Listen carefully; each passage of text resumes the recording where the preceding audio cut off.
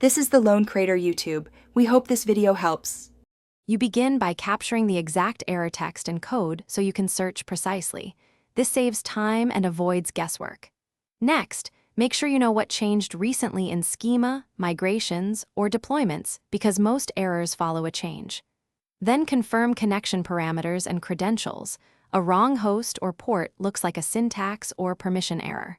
Once done, open a query client and reproduce the error with a minimal statement so you can iterate safely and observe consistent failure behavior. You now dig into diagnosis.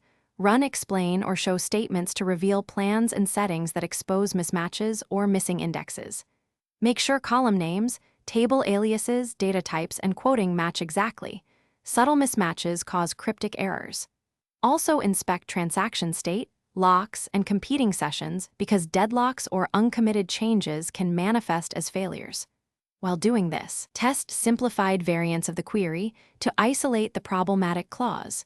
Narrowing the scope points directly to you apply a minimal, targeted fix, schema change, corrected SQL, or adjusted permission, so you don't introduce new risks. Document the change. Then run the relevant tests and reproduce the original failing case to confirm the error is resolved. Make sure to monitor performance and logs for side effects.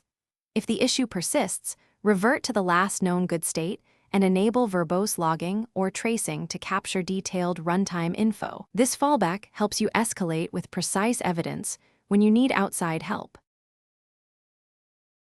Thanks for watching. Consider subscribing if we helped you.